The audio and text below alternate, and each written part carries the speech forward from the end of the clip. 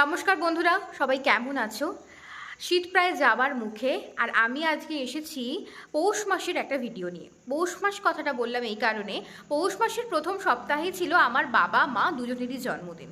তাই পৌষ মাসে আমার ঠাকুমার ইচ্ছে ছিল বৃদ্ধাশ্রমে গিয়ে একদিন কাটানোর, এবং সেই ভিডিও নিয়ে তোমাদের কাছে আমি আজকে এসেছি। চলো বাকিটা ভিডিও দেখতে দেখতে বলবো। আমার জন্মদিনের সময়ও এই বৃদ্ধাশ্রমে আমরা এসেছিলাম, তো আজকে পুরো বৃদ্ধাশ্রমটাই তোমাদেরকে দেখাবো। 4 তলা বিল্ডিং, লিফটও আছে। শুধু যে বসিয়ে দিয়েছে তা না, সুন্দর সাজানো গোজানো একটা লিফটও এখানে আছে। তো আমি, ছোটকা এবং আমার সঙ্গে আরও যারা এসেছিল তারাই একটু ঘুরে দেখছিলাম। মেস থেকে সায়নী গেছে, জেসমিন গেছে। তো যারা আছে রুমের মধ্যে সেই ভিডিও দিতে পারলাম না, কারণ রুমের মধ্যে সবাই নিজেদের মতো করে থাকে। তাই আমি 3 তলার ভিডিও দিলাম, যেখানে একটা করে রুম, মাঝখানে একটা করে বাথরুম।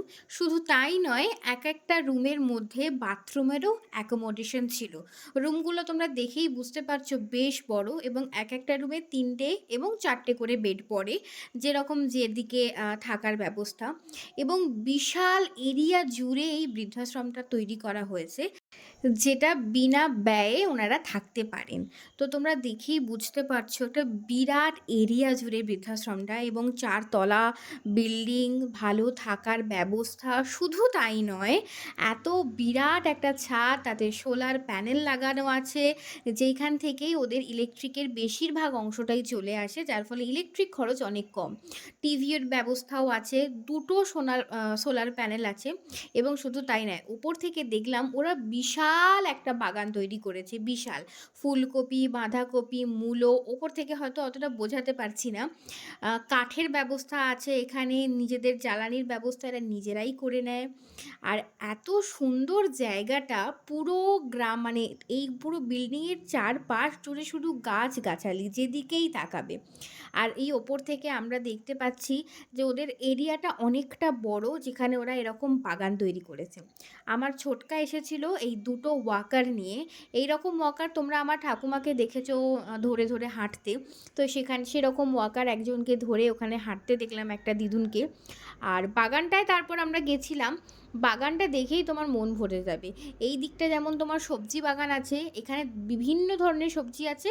আর ওদিকে একটু ফুল বাগান ছিল, যেখানে যেতে পারলাম না। এই যে আমার ঠাকুমা এসেছে, বৌদি আছে, এবং এই যে আমিও ছিলাম, আমি ছাড়া কি হয় বলো। আর তারপর আমার বাবা মা, ওনাদের সবাইকে বসানো হয়েছে। বাবা মাকে আশীর্বাদ করা হবে, যেরকম আশীর্বাদ আমার জন্মদিনেও করা হয়েছিল। তো সেটাই শুরু হচ্ছে, সেটার ব্যাপারেই বলা হচ্ছে। বিষয় হচ্ছে, ঠাকুমার ইচ্ছে তার শেষ জীবনে সে যতদিন আর বাঁচবে, প্রত্যেক মাসেই একটা বৃদ্ধাশ্রমে সে যাবে, এবং তাদেরকে খাওয়া দাওয়ার ব্যবস্থা থেকে শুরু করে সমস্ত আয়োজন তিনি করবে। আজকেরটাও তাই করা হয়েছে, ঠাকুমাই সমস্ত কিছু ব্যবস্থা করে দিয়েছে। তো দেখতেই পারছো তোমরা, ওখানে একজন আশীর্বাদ করছেন।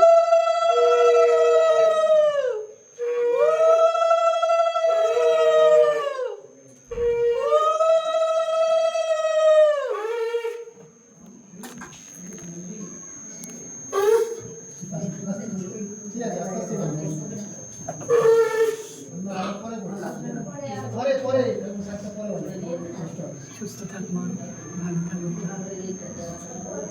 বর তোমার বুকে করে রাখো, সন্তানরা তোমাকে বুকে করে রাখো, ভালো থাকবে।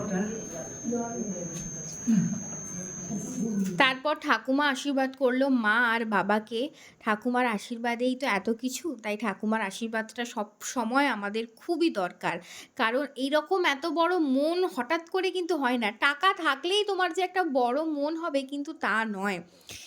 তোমার দেওয়ার একটা যে উদারতা, সেটাও থাকা খুব দরকার। সেটা আমার বাড়ির প্রত্যেকের আছে, আর আমি বুঝতে পারি সেটা আমার ঠাকুমার থেকেই সবাই পেয়েছে।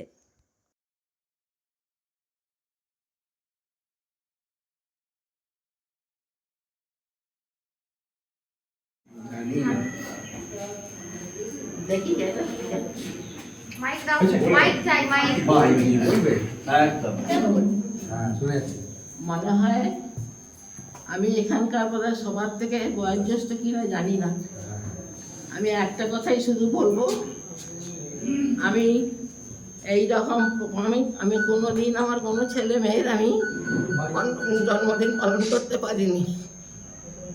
আজকে আমার ভগবান আমাকে সেই দিন দিয়েছে, আমি এসেছি আপনাদের তোমার সব পাশে দাঁড়াতে। আমি একটা কথাই বলবো, তোমরা প্রত্যেকেই আমার এই নাতি নাতনি ছেলে বৌমাকে আশীর্বাদ করো, যেন তোর বড় মাপের মানুষ হয়, যেন এইরকম সবার পাশে ওরা দাঁড়াতে পারে। এইটুকু আমার আপনাদের কাছে সব অনুরোধ, আপনারা এই আশীর্বাদ করবেন। আমার নাতি নেই, একটাই নাতি, অবশ্য মেয়ের ঘরে, আমার ছেলেদের সবাই মেয়ে। আমি ওদেরকে এইটাই চাইবো যেন ওরা এরকম বড় মনের মানুষ হয়, সব এইরকম দুস্থ পরিবার, দুস্থ মানুষদের পাশে যেন ওরা দাঁড়াতে পারে। আর আমার কিছু বলার নেই। ঠাকুমা বলছে আর এদিকে সবারই চোখে জল। যাই হোক, তারপর শুরু হলো খাওয়া দাওয়ার পর্ব। আমরা সবাই হাতে হাতে একটু দিতে থাকলাম। আসলে আমরা যারা বাইরে থেকে যাই ওনাদের কাছে আমরা নতুন মানুষ, তাই আমরা যদি হাতে করে ওনাদের পরিবেশন করি ওনারা খুব আনন্দ পায়। এটা সায়নী ছিল, জ্যাসমিন ছিল, আমার মামিরা ছিল, এটা আমার ছোট কাকু। তো সবাই মিলে আমরা পরিবেশন করছি। আমি যেহেতু আগে একবার গেছি তাই আমার সঙ্গে ওনাদের বেশ ভালোই একটা ফিল্ডিং হয়েছে। কথা বলা, ইয়ার্কি করা, কত গল্প করা, কত কিছু। আর খাবার সবাই প্রত্যেকে বলছে খুব ভালো হয়েছে মা, খুব ভালো হয়েছে মা। তো ঠাকুমা নিজে দাঁড়িয়ে থেকে মাছ, চাল, এই সমস্ত কিছু, মিষ্টি, এমনকি মিষ্টিটাও, পায়েসও নিজে বাড়ি থেকে বয়ে নিয়ে এসেছে। চাল, ডাল, মাছ এগুলো বাবা সকালবেলা কিনে দিয়ে গেছিলো। আর বাকি মিষ্টি, পায়েস এগুলো আমরা যখন আসি। ঠিক আছে তো, সব সব ঠিক আছে তো? সবার খাওয়া দাওয়া প্রায় শেষের পথে, তাই বাবা একবার নিজে গিয়ে সবাইকে একটু জিজ্ঞেস করে নিল যে সব ঠিক ছিল কি না। সত্যি এখানে এলে যেন মনে হয় একটা এক্সটেন্ডেড ফ্যামিলি, এত ভালো লাগে এনাদের কাছে এসে, এদের মাঝখানে থেকে। যাই হোক, তারপর আমরা খাওয়া দাওয়া করলাম, খাওয়া দাওয়া সেরে বাড়ি ফিরলাম। একটা দারুণ দিন উপভোগ করলাম।